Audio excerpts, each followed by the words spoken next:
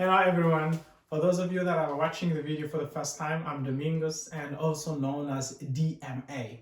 And I really appreciate when I'm called DMA. We started a series on a function and we started discussing polynomial function, more specifically first degree.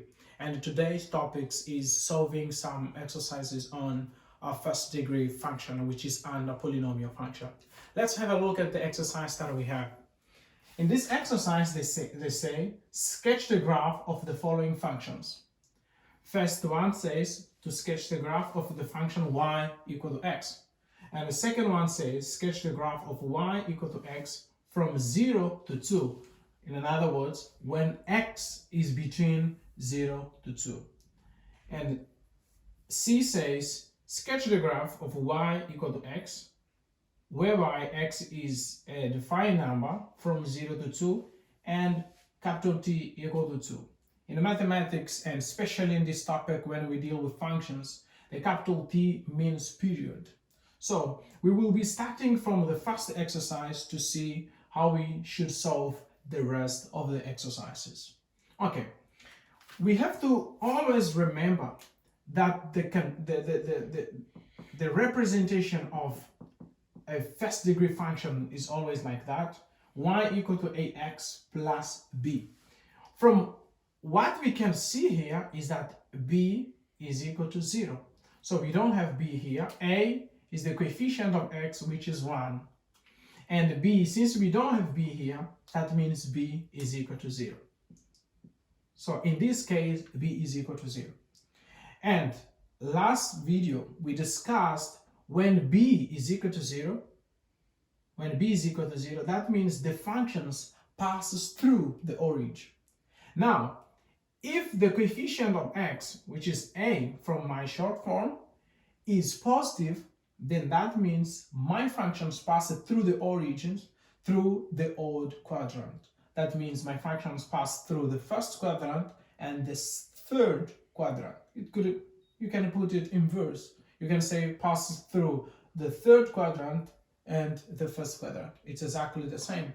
So that means a function y equal to x will be a line that will pass through the origin and in the odd quadrants. So this implies that for each value of x, the value of y will be the same.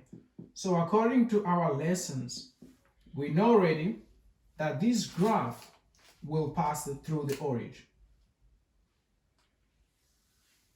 Okay, that's first quadrant, and that's the third quadrant. So this is second quadrant, and this is fourth quadrant. So my straight line passes through the origin. And another thing that we have to notice is that x is not defined in a specific interval. They just say sketch the graph of y equal to x.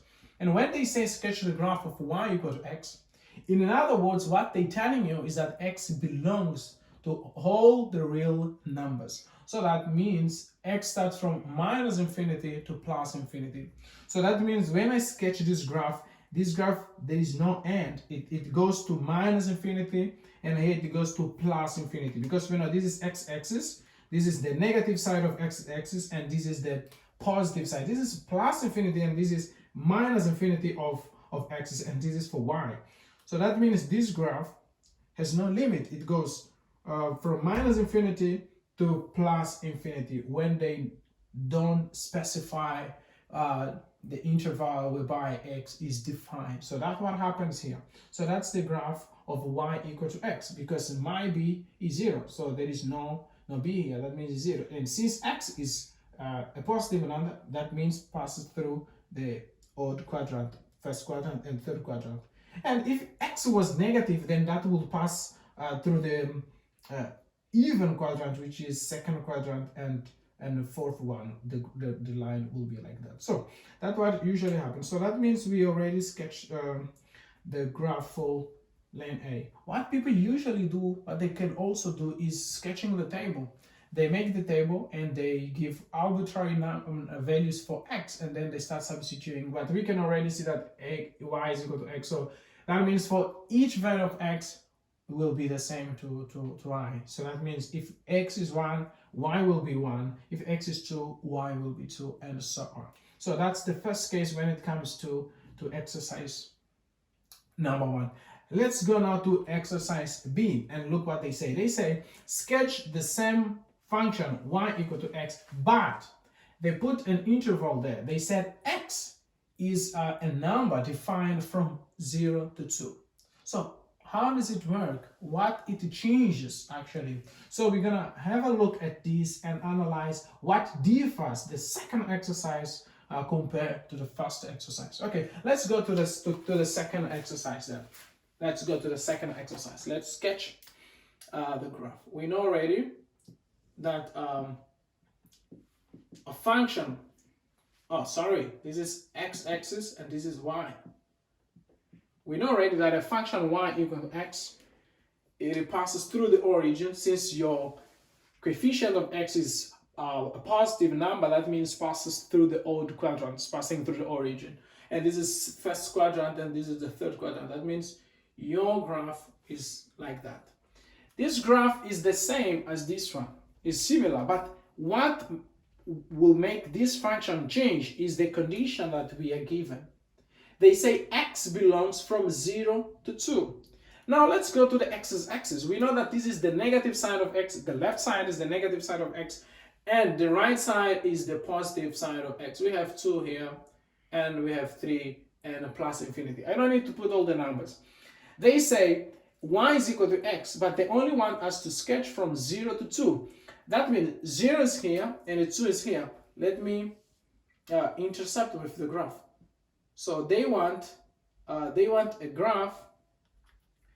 They want this y equal to x, this graph, but only from 0 to 2. That means I will have to eliminate all the parts of the graph whereby does not satisfy this interval.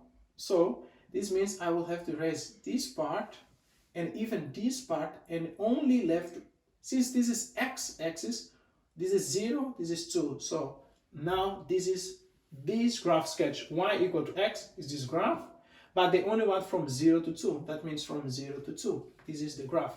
The second one now, it's solved. So this is how we do. We do the first one when there is no interval defined for x. That means it's all the real numbers. It's from minus infinity to plus infinity. And then from the second one, when they specify the interval for x, that means it's from 0 to 2. That's how we solve.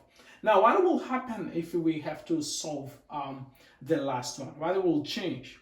Okay, they start increasing now. We only had y equal to x, and then we had y equal to x, but they specified the interval whereby x is defined. And now they gave us the same exercise from the previous one. They put here, but they added something else. They said the period is equal to 2. So what does it mean? So it means that the previous graph will be the same. The previous graph will be the same. So let me sketch the graph. This one, because from here to here, they satisfy the same condition. So the graph is going to be like that. Okay, it stops from 2. Let me just show that it stops from 2. And now they say the period has to be 2. In other words, what they mean is, when you see a period, the period just says that your graph repeats itself until a certain interval. So what they say in other words is like I have to repeat my graph several times in the same graph. So this is from 0 to 1. So there is a 1 here that was skipped, was jumped. So that means I can say 3 and I will put 4 here. I can say 5 and I'll put 6 here. I can put here like -1 and here -2. I can put -3 and here -4 and so on. So all I do is like I will have to repeat this graph among the x-axis, across the x-axis. So what I do is like repeating this, moving this to the right and to the left. That will be, it starts from 0 to 2, it jumps 1. So that means I will start here doing the same. This graph repeating here will be from here to here. And here I jump 3. And then I will do the same here. I I jumped 5 because it's from 0 to 2 jumps one number. So 2 to 4 jumps one number. And I repeat the same here. Jumping 1, and I do the same. So this graph is this question solved. So how do I see that the period is 2? It is simple. From 0 to 2 is 2. Then if you subtract the end point minus the initial point, will be 2 minus 0. That's going to be 2. Now let's analyze this second one. It's going to be 4 minus 2, which is 2. If you analyze the third one, it's going to be 6 minus 4, which is 2. So the period is constant. Even if you subtract on the left side, the period will still be 2. So this graph is the solution of C. So this is how we solve the first exercise.